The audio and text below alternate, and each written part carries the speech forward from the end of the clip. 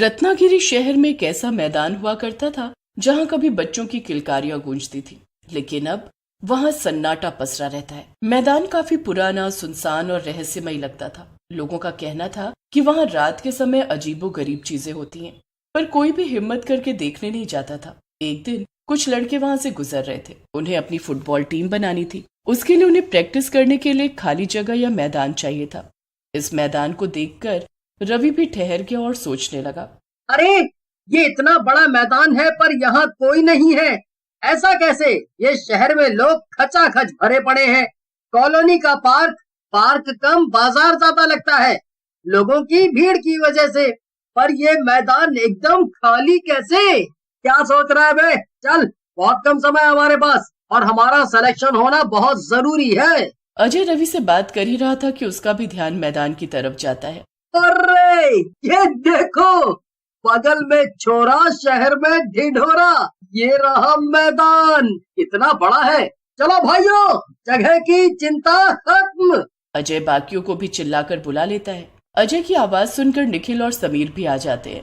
अरे वाह, देर आए पर दुरुस्त आए। पूरा खाली मैदान, कोई नहीं होगा यहाँ हमें रोकने टोकने के लिए। बढ़िया से प्रैक्टिस करेंगे हम।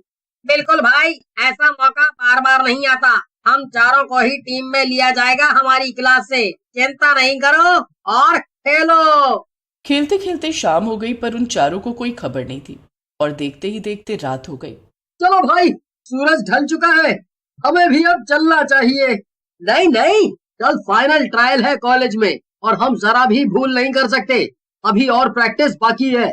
मैं टॉर्च चार्ज करके लाया था, रुको अभी जला देता हूँ। उससे हमें पर्याप्त मात्रा में रोशनी मिलेगी, जिससे हम फुटबॉल आराम से खेल सकें। ओके? तभी मैदान में खेलते खेलते उन्हें एक अजीब सा एहसास हुआ। ठंडी हवा बह रही थी, लेकिन हवा के साथ हल्की हल्की कानों में फुसफुसाहट भी सुनाई देने लगी। भाई एक मिनट, मुझे लगा जैसे कोई फुसफुसा रहा है। अरे, यहाँ हमारे चारों के अलावा और है ही कौन जो बोलेगा? तुझे वहम हो रहा है? चल चल, रुक मत, देख कर बॉल आगे बढ़ा यार। हाँ, हो सकता है, शायद हवा की वजह से ऐसा लग रहा होगा। तभी अचानक फिर समीर ने देखा कि मैदान के झूले अपने आप हिल रहे हैं। ये देखकर समीर डर गया। भाई, ये झूले कैसे हिल रहे हैं? भाई कुछ तो है, अब मुझे डर सा लग रहा है पक्का। चलो भाई, घर चलते हैं, कल वापस प्रैक्टिस कर लेंगे अगर टाइम मिला तो। क्या यार, तू भी ना, रुक जा। रवि ने हिम्मत दिखाने के लिए झूले को हाथ से रोकना चाहा, लेकिन जैसे ही उसने झूले को छुआ, एक ठंडी लहर उसके शरीर में दौड़ गई। तभी अचानक एक डरावनी आवाज उनके कानों तक पहुंच गई। तुम्हें खेलने का बहुत शौक है ना? चारों के कानों में ये गहरी डरावनी आवाज गूंजी। वे हड़बड़ाकर इधर उधर देखने लगे, लेकिन वहां कोई नहीं था। वे चारों अपने इर्द गिर्द देखने लगे, पर उन्हें कोई नजर नहीं आया। तभी फिर उन्हें एक भूतिया आवाज आई। हम वही हैं जिनका ये मैदान था और हमेशा रहेगा। अब की बार तो ये जवाब सुनकर उन चारों को एहसास हो गया कि उनके अलावा भी यहाँ कोई और है, पर कौन? ये सवाल उन सबके मन में घर कर रहा था, क्योंकि उन्हें सिर्फ डरावनी आवाज सुनाई दे रही थी, पर कोई दिखाई नहीं दे रहा था। अचानक चारों के सामने डरावने भूतों का एक झुंड दिखाई दिया। उन्हें देख उन चारों की तो जैसे टाई टाई फिस हो गई थी। जितना भी जोश उनके अंदर भरा पड़ा था, सब बाहर आ गया। अरे, ये क्या हुआ? मेरे पैर निकल क्यों नहीं रहे? हमारी बिना मर्जी के नहीं हिलेंगे, चाहे आजमा के देख लो। हमारे साथ खेलो, हमारे साथ खेलो, आओ हम भी खेलेंगे साथ में। कैसा खेल? फुटबॉल का खेल, पर नियम हमारे होंगे उसमें। नियम तो हमें पता है, पर क्या आपको भी पता है? खेल हमारा, नियम भी हमारा। तुम अपने नियम अपने पास रखो। हमारे साथ का खेल हमारे नियमों पर आधारित होगा और नियम जो हारेगा उसकी आत्मा यहीं रह जाएगी। और अगर हम जीत गए तो?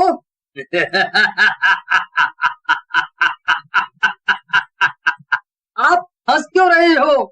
आज तक कोई नहीं जीता, लेकिन तुम लोग कोशिश कर सकते हो। और हम खेलने से मना कर दे तो? बिना हमारी मर्जी के मैदान के बाहर नहीं निकल सकते तुम। तो बेहतर होगा हमारी बात मानो। खेलना तो तुम्हें पड़ेगा बच्चू, वरना उसकी कीमत तुम्हारी जान भी हो सकती है। वे चारों सहम गए और खेलने को मजबूर थे क्योंकि कोई और रास्ता नहीं था उनके पास। रवि और बाकी दोस्तों की आंखें फटी की फटी रह गई। चारों दोस्त कांपते हुए फुटबॉल खेलने लगे, लेकिन जैसे ही उन्होंने गेंद को छुआ उनके शरीर भारी होने लगे, जैसे कोई उनके अंदर घुस रहा हो। तभी अजय की आंखें लाल होने लगती हैं, जैसे उसकी आंखों में खून उतर रहा हो।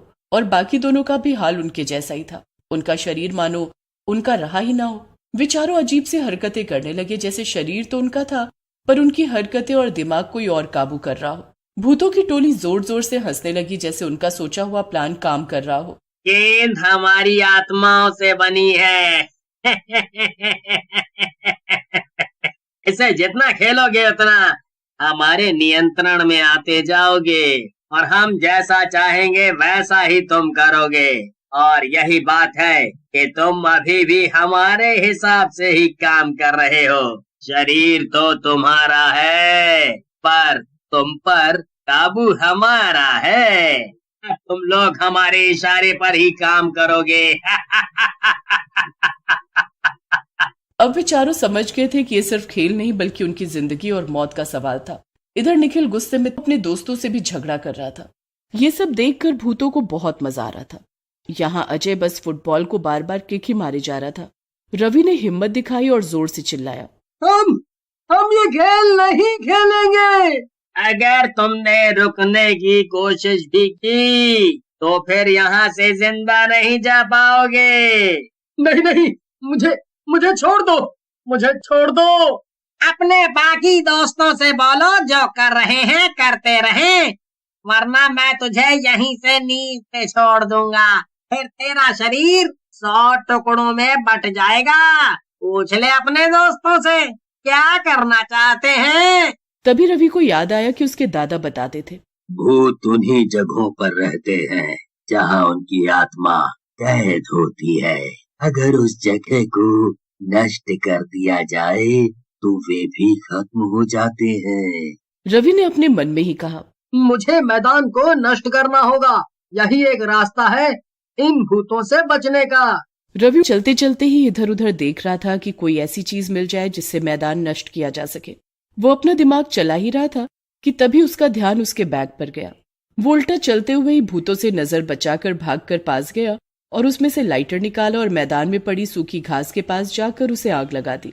देखते ही देखते आग भड़क उठी। भूत चीखने लगे, नहीं,